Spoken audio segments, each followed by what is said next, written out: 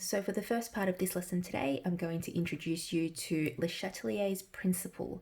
So this is Le Chatelier right here, and he is one of the important people who have, over the years, understood how equilibrium systems are able to counteract disturbances. So we can actually make predictions about what will happen to a system once it's reached equilibrium and if we were to disturb it, basically.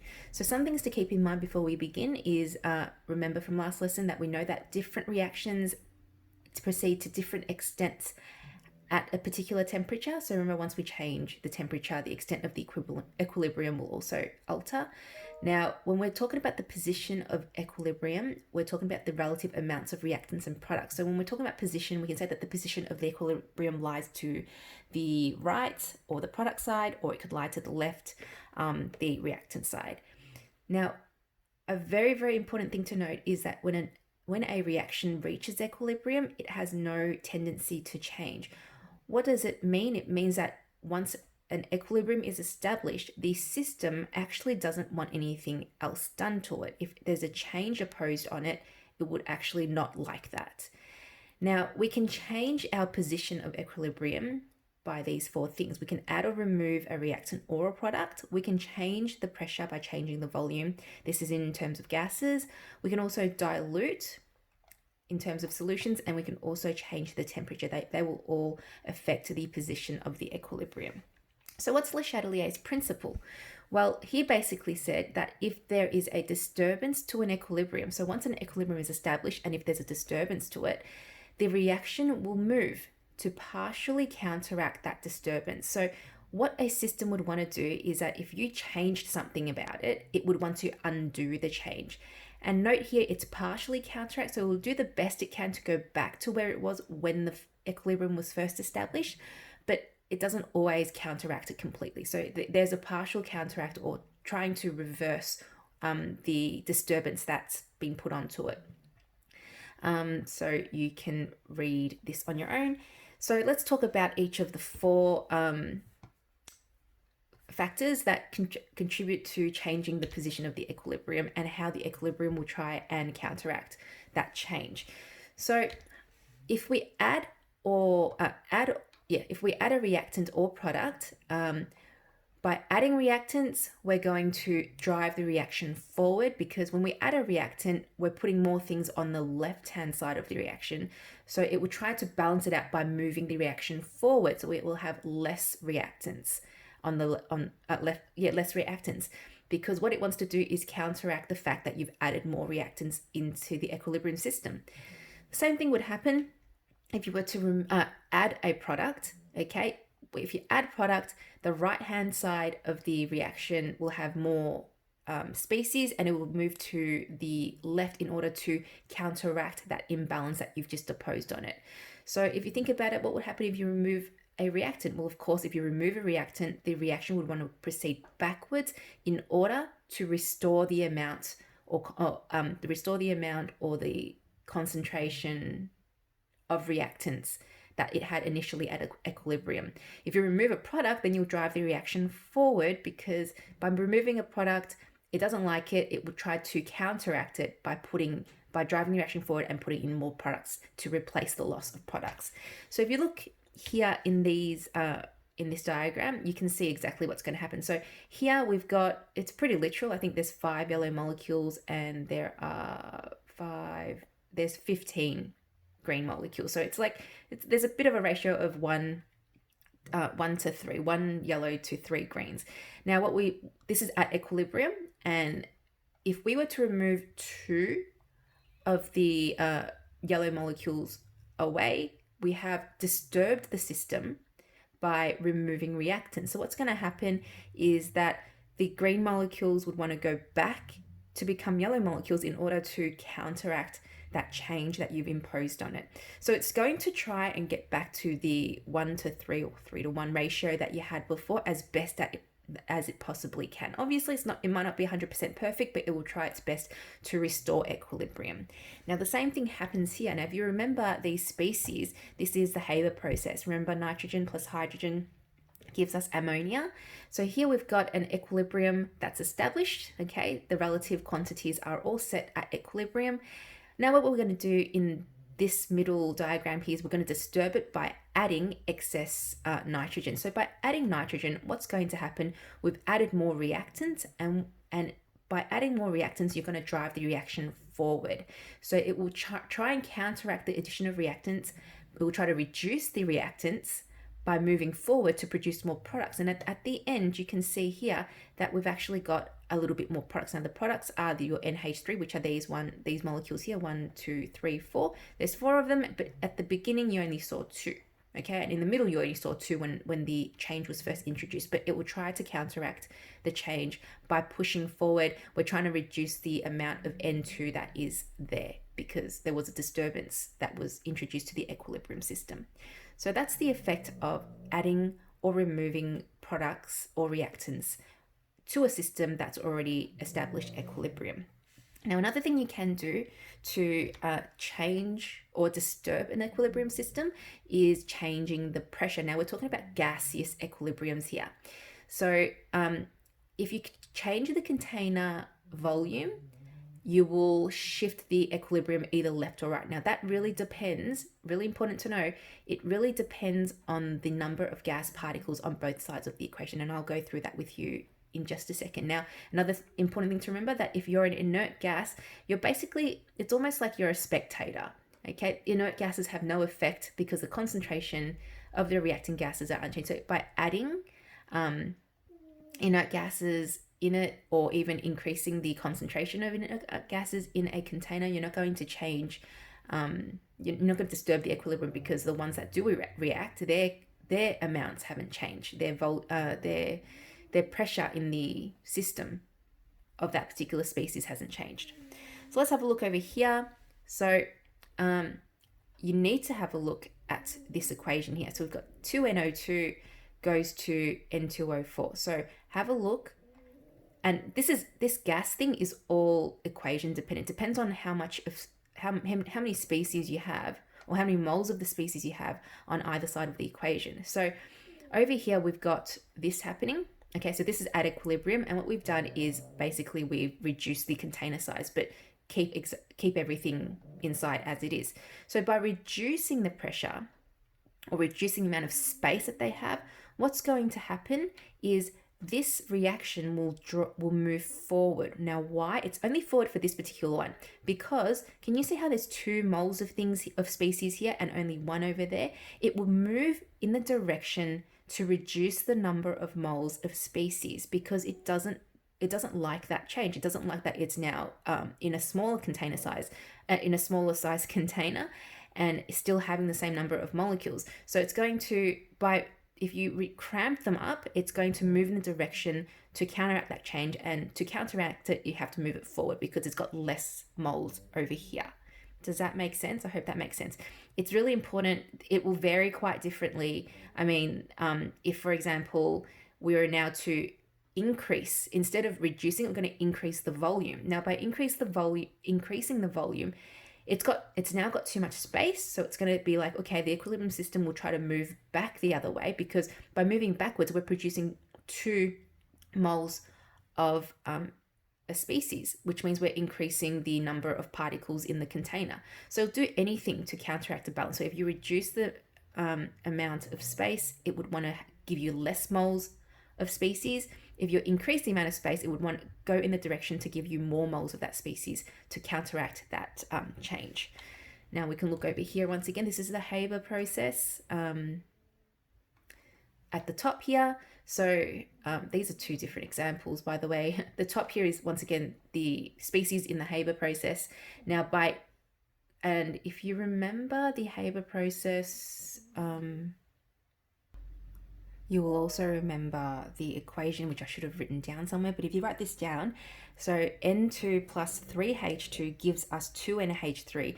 So if you think about the reaction on the on the left-hand side, the reactant has more moles, and the left-hand side has less moles of species. So if you reduce the container, you're going to drive the reaction forward, because by going forward, you have less moles of that species. So it would favor the product side, or it would push the position of the equilibrium will lie to the right. And you can see that pretty literally. I mean, NH3 is this molecule here. You've got 1, 2, but at the end you've got 1, 2, 3, 4, 5. Why does it do that? It doesn't like the fact that it's now in a cramped space, so it wants to reduce the number of species in that container by moving the reaction forward. Okay, and over here, same. This is. Let me show you here. Actually, why did I even do that? All right, so we have a gas. All right, now here is at equilibrium, and what we've done now is we have suddenly reduced the container size. So when you introduce the change, of course, because you're pushing everything together, it's going to look darker because it's in a small amount of space. Now, because it's in a small amount of space, the reaction is now going to be like, well, I don't like that. I'm too cramped up, so I'm going to drive the reaction to go backwards where there are less moles. So then within seconds, it's going to go back to this color here. So this is a very literal diagram. I mean, this is a bigger container. That container is now made smaller, and it's the same container, but you see it re-establishing that equilibrium. So the color here is the same as the color at the start, because that's where the system wants to be. It wants to be at the equilibrium. It wants to remain unchanged from where it began when it first established equilibrium. Now, if we were at school, I'd be able to show you this in a syringe, and it's very, very nice to see. However, this is probably the best you're going to get while you're studying at home. Now, another thing that we can do to disturb an equilibrium system is we can dilute something. So we're talking about solutions now. We're talking about gases before, so here is solutions. So now diluting a solution has the same effect as changing the volume. Okay, now dilutions will cause the reaction to proceed in a direction which increases the total concentration of particles. Okay, because what we want to do is offset the effects of dilution here. Okay, so it's the same thing. If you dilute something, it would go in the direction which will produce more moles. If you were to make something more concentrated, it would try and go the opposite way. It would try and go to the side that has the least number of moles. So diluting, it would want to go into the direction with more moles in order to bring it to offset the dilution. Lastly, color change. Temperature change, my bad. Now, if you were to increase or decrease the temperature of a system that's at equilibrium, you treat the addition or removal of heat as if they were products or reactants. So if the reaction was exothermic, so if being exothermic, we have heat as a product because heat is being produced, it's on the right-hand side. If you were to increase the temperature, you will drive the reaction backwards, because what it wants to do is it wants to reduce the amount of heat that's in the system. It can only do that by going backwards if it was an exothermic reaction, okay? Because heat's a product, it would want to move away from the product and produce more reactants to offset the heat that's been added to it. Now, if you decrease the temperature of an exothermic reaction, by decreasing temperature, it doesn't like that. It would want to increase the temperature, so it would drive the reaction would want to move forward. So the position of the reaction would be driven forward in order to increase that heat. If a reaction is endothermic, so if it's endothermic, we say that the heat is the reactant. So when we add heat, it drives the reaction forward, doesn't it? So by increasing the heat, the forward reaction is favored. But if you decrease the heat, okay, so you're making it cooler, you will drive the reaction backwards, because you don't actually want to consume the heat. If the heat in the system is already decreasing, there's no point consuming more heat and decreasing it even more. So equilibrium systems, they do anything that they possibly can to partially counteract the change that has been imposed on it.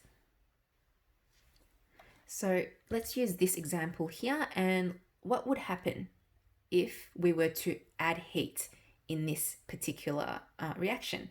Now, it's an endothermic reaction given by a positive delta H. So if we were to add heat into an endothermic reaction, now remember, in an endothermic reaction, heat is the reactant. By adding heat, you will drive the reaction forward. So it will make our system more reddish brown, okay, and less colorless, because it wants to get rid of the heat that's been added to it, okay. If you were to cool this down, it would go in the opposite direction. So if you were to make after an equilibrium is established and you were to cool or reduce the temperature, it would go in the direction that would produce more heat, and in this case, backwards, because you don't want to, being an endothermic reaction, you don't want to consume more heat whilst you're losing heat at the same time. Over here, Haber process, it's, as you can see, it's an exothermic reaction given by the negative delta H. So if you were to add heat, now being an exothermic reaction, you would put heat is a product, so heat would sit over here. If you were to add heat to the system, you drive the reaction backwards because it wants to oppose the heat that you have added. Similarly, if you were to remove heat from the system, the reaction would go forward in order to produce more heat to counteract or offset the disturbance that was introduced to it. Now, another thing I want to mention is the effect of a catalyst. Now, catalysts, remember, they only increase the rate of the forward and backwards reaction, and they do it equally. So the presence of a catalyst does not change the equilibrium's position. It just changes the speed at which the equilibrium is established. So once again, it has no effect on the equilibrium yield of a reaction. So you can't just say, okay, by adding catalyst, I'm going to get more products. That's not going to happen. Or by adding catalyst, I'm going to get more reactants. That's not going to happen either, because it affects both forward and backwards the same way. The position will not be affected by a catalyst. It will just, the speed at which equilibrium is established will be, it'll be faster, but you're not going to change the position of it at all. So now that you know how to, move about or make changes to an equilibrium system, how do we, if you were a scientist, an industrial scientist, and you wanted to increase yield, okay, of this particular action, let's just say you work at a factory that produces ammonia, and you have been hired to try and increase the yield that this company has, the yield of their reactions. How do we increase the yield of this particular reaction? Okay, how do we increase it? By the addition or removal of reactants or products. So one of the things that you can do is we can continuously keep adding more nitrogen and hydrogen, because by adding more nitrogen and hydrogen, we're going to drive the reaction forward and therefore increasing yield. The other thing we can do is, as we're producing ammonia, let's remove it. Let's harvest the ammonia that we're producing. And by removing it, we're also going to continuously drive this reaction forward, because it's going to try and counteract the change that you've imposed. By removing this, it would want to produce more of the ammonia. Now, how can we increase the yield? By changing volume of pressure. Well, have a look at the number of moles. Over here, we've got 4 moles of species on the left-hand side and 2 on the right-hand side. So what you would want to do in order to increase the yield is to, you'd make the container, or you'd increase the pressure or make the container smaller, okay, in order to increase pressure, because by increasing pressure, it doesn't like that. It's going to drive it forward to the side that would yield less moles, and in order to counteract the change of having a more crowded space, I guess you could say that. So it would, by increasing pressure or reducing the volume of the container, you will drive the reaction forward. So that's how you improve the yield of your reaction. Now, what about temperature? Now, Haber process is exothermic. So what you want to do is, you don't want this to be at a temperature that's too high, because being an exothermic process, it will drive the reaction backwards. So keeping it nice and cool will drive the reaction forward so that it produces more heat to counteract that. However, guys, keep in mind, now remember our collision theory, by increasing the temperature, you're also increasing the number of successful collisions. Now that's kind of they're both counteracting, aren't they?